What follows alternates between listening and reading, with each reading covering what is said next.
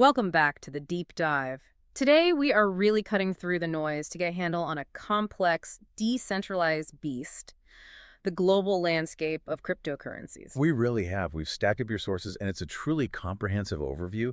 We're looking at everything from, the basic mechanics of Bitcoin and Ethereum. All the way to the completely different regulatory environments they're in. We're talking the US, Asia, and I think crucially, emerging markets. Exactly. So our mission for this deep dive is to pull out the essential, the game-changing knowledge about how this whole ecosystem actually functions. Right. From payments and smart contracts to DeFi, decentralized finance. And maybe more importantly, to figure out where the global power centers and the real pain points are. This whole thing was born out of the 2008 financial crisis, wasn't it? As an alternative. It was an alternative to central authorities, but its evolution has been anything but centralized. I mean, the fundamental definition is still that crypto is a digital asset secured by cryptography on a decentralized network. For peer-to-peer transactions, bypassing the banks. Precisely. But the key insight from these sources is that you have to recognize crypto is no longer just a payment system. It's programmable value. It's data transfer. Okay, let's unpack that. Starting with the two foundations, Bitcoin and Ethereum. Bitcoin really set the whole thing in motion back in 2008 with that famous white paper. It did. It was just an elegant solution, a peer-to-peer electronic cash system. And the genius is really in the mechanics.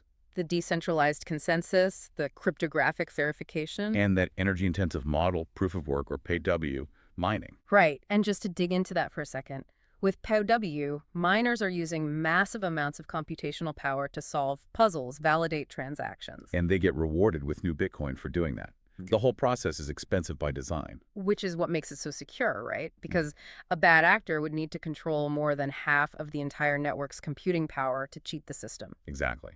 And the economic result of that design is that Bitcoin is deflationary. The supply is hard capped. 21 million coins, that's it. That's it. And that absolute scarcity is the single thing that shifted the narrative from digital cash to a digital store of value. It's the digital gold idea that's pulling in huge institutional capital today. So Bitcoin gave us digital scarcity and a secure, decentralized ledger. Then along comes Ethereum. And Ethereum introduced a much more flexible idea, programmability. That's the key shift, isn't it? It is, a pivotal one. Ethereum didn't just want to be digital money, it wanted to be a kind of world computer. One that could run its own logic. Yeah. And it does that through these programmable smart contracts. Right. If you think about a traditional contract, you need lawyers, escrow agents, all these intermediaries. A smart contract, on the other hand, is just a piece of code. It automatically executes an agreement when certain conditions are met. No middleman. Correct. Think of an automated loan. You lock up collateral, and if the value of that collateral drops, the contract just automatically liquidates a piece of it to protect the lender. No human has to step in. And that programmability is the engine behind all of decentralized finance, or DeFi. It's what underpins everything from digital collectibles to complex apps. And Ethereum itself just went through its own huge evolution, moving away from that energy-heavy POW model. The transition to proof of stake, or PS. One of the most consequential events in crypto history, without a doubt. It slashed the network's energy consumption, but the technical change goes a lot deeper than just being green. So instead of securing the network with raw computing power, validators now secure it by, locking up their own ether? Yes, by staking it. They lock up large quantities of the coin. The security model shifts from energy expenditure to capital lockup. Did the sources raise any flags about that change? Any concerns? Oh, they absolutely did. While POS is faster and uses less energy, there's a huge debate around potential centralization. How so? Well, a POS network relies on having a really big, dispersed group of validators to stay decentralized. If only a few big players control most of the state capital. Then they have a lot more influence over the network. Exactly. It creates a potential vulnerability. Or, at the very least, a concentration of governance that, some argue it goes against the core idea of decentralization. It's a critical trade-off to keep an eye on. That's a great point, one that goes beyond the headlines. So now that we have the mechanics down, let's pivot. Let's talk about global adaptation, because the sources paint a picture of a real regulatory mosaic. A mosaic is the perfect word for it. Let's start with the major institutional centers. The US, the UK, Singapore. Okay, so the United States, where so much of this began, is still the global hub for institutional adoption, for trading, and for custody. But the regulatory picture there is complicated. It's regulators trying to fit square pegs into round holes. They're asking, is a digital asset a security? Is it a commodity? A currency? And that lack of a clear answer creates a lot of legal fragmentation. It's what's holding back some of the big institutional players. They're just waiting for clarity. Sure, they want clear rules on investor protection, market integrity, anti-money laundering, all that. But the U.S. is still where so much Ethereum-based research and development happens. It really sets the technical pace. Okay, now let's hop across the pond to the United Kingdom. What's their approach? The UK's approach really emphasizes market stability and proactive consumer protection. Regulators there are very strict. On what, specifically? On things like anti-money laundering or AML guidelines. And they require exchanges to register. But what's really compelling about the UK is their focus on the underlying tech for tokenized securities. Tokenized securities. Can you break that down for us? What does that mean in practical terms? It means taking a traditional financial asset like a bond or shares in a company or even real estate and representing ownership of it on a blockchain. So you get faster settlement, lower costs. And way more transparency for capital markets. It's where old finance meets this new decentralized tech, and the UK really wants to be a leader in bridging that gap. Okay, then there's Singapore. The sources highlight Singapore as a major Asian hub and a leader in regulatory clarity. Yes. Singapore operates under a very strict but very clear licensing system. They demand incredibly high standards for what they call operational resilience. That means? It means firms have to prove they can handle crises, that they have robust cybersecurity, and that they're doing stringent customer due diligence. So why does that kind of strictness attract global firms? You'd think regulation would scare them off. Because for big money, for institutional capital, strict and clear regulation signals stability. It signals legitimacy. It makes the environment predictable, trustworthy. Exactly.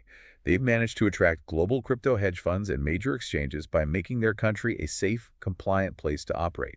For them, compliance is a competitive asset. So Singapore shows compliance can be an asset. But what about the opposite? What happens when a global power like China sees this technology as a liability to be controlled? That's the perfect contrast.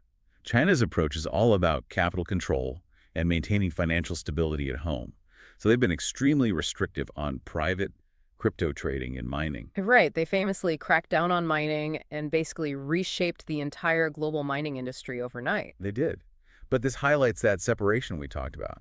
They restrict the decentralized asset, but they are heavily, heavily pushing the underlying centralized technology. So they're still a leader in blockchain development. A global leader, especially in enterprise and government-led projects. The prime example is the digital yuan, their central bank digital currency. Which is not a decentralized cryptocurrency at all. Not at all. It's a controlled, traceable, digital version of their own currency. It's about building a national digital infrastructure that is completely separate from the permissionless private crypto world. Okay, let's shift gears completely. Let's go to regions where this isn't about institutional wealth or state control, where it's about sheer economic necessity. Let's look at Africa and Latin America. Here, the whole narrative just flips on its head. Adoption isn't driven by speculation. It's driven by real-world problems. High inflation, currency instability, the need for cheap remittances. Financial inclusion for the unbanked.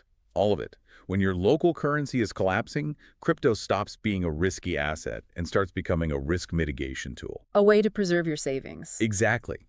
In countries with hyperinflation, just holding a stablecoin or Bitcoin lets you preserve purchasing power that your local currency is losing by the day. And for remittances, cross-border payments with crypto can cost a fraction of the 5 or 10% that traditional services charge. It's a lifeline for many people. A real lifeline. And the sources show it's not just theory. In Africa, for instance, we're seeing blockchain projects used for really tangible things, like transparent land registries or tracing agricultural supply chains. That's a world away from the DeFi speculation you see in developed markets. It is. And similarly in Latin America, especially in places like Brazil, Argentina, Mexico, there's massive stablecoin adoption. Why stablecoins specifically? Because they give you the security and the speed of the blockchain rails. But they let you bypass the wild volatility of something like Bitcoin. They let people hedge against their local currency just by holding a dollar-pegged digital asset. And the FinTech companies there are leaning into this. They're integrating crypto wallets right into their main platforms, making it almost frictionless for the average person to move between, say, the peso and a digital dollar. Now, this is where it gets really interesting for me. What about the huge world outside of Bitcoin and Ethereum? The altcoins. Ah, yes. Altcoins are basically the catch-all term for everything else. You've got utility tokens, governance tokens, specialized payment tokens. And they're all trying to solve problems that Bitcoin or Ethereum haven't, right? Things like scalability, privacy. Or interoperability between different blockchains, yes. Okay. But the sources are very clear on this next point. They come with a warning. A loud and clear one. While altcoins bring a ton of technical innovation to the table, they also carry substantially higher risk. Most are highly speculative. And many have limited or, frankly, failed utility and adoption. The failure rate is orders of magnitude higher. For institutional investors, it means doing extreme due diligence, analyzing the code, the developer community, the entire economic model before even thinking about allocating capital there. So if we try to synthesize all of this, from POS mechanics to global regulation, and just look at the whole ecosystem, what are the core trade-offs today? The pros are clear.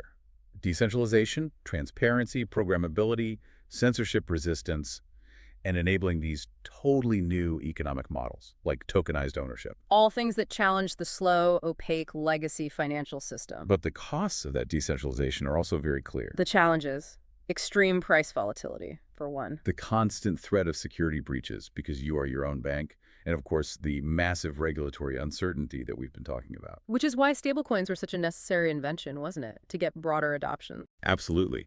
Stablecoins are the bridge. They tame that volatility beast. By pegging their value to something stable, like the US dollar, they offer the predictability that businesses and normal people need. But with the efficiency and the speed of the blockchain rails. They are the essential link. Yeah. The piece that allows for smooth movement between the traditional and the digital financial worlds. So putting this all together, what does this global mosaic tell us about where finance is heading? I think the key takeaway is the sheer diversity of it all. You have financial inclusion and inflation hedging driving adoption in one part of the world. And sophisticated institutional custody and regulation driving it in another, like in Singapore. Right. We're seeing a kind of two-track convergence. On one track, established markets are pushing for more regulatory clarity and institutional integration. That's going to stabilize things. And on the other track, the technology itself. Ethereum's ecosystem, with proof of stake, is going to keep driving innovation in dApps, digital identity, and new asset infrastructure. Bitcoin will, I think, cement its unique position as a decentralized store of value, purely based on its scarcity. So the next decade will be about blending these things. I think so. The blending of blockchain tech with real-time finance, making the movement of tokenized value instant and global. That is a comprehensive map of a very complex world. And as we finish this deep dive, let's leave you with one final thought to mull over. We've seen that in places like Africa and Latin America, crypto is being adopted not as a luxury investment, but as an essential tool for economic survival. A reaction to instability. Exactly. So what does the future look like when global financial systems are forced to integrate tools created not by banks, but by individual users seeking their own economic autonomy? What foundational assumptions about finance might you need to re-examine when you realize that the most powerful driver for adoption right now isn't speculation, but necessity? That's the question to chew on. Thank you for diving deep with us. We'll see you next time.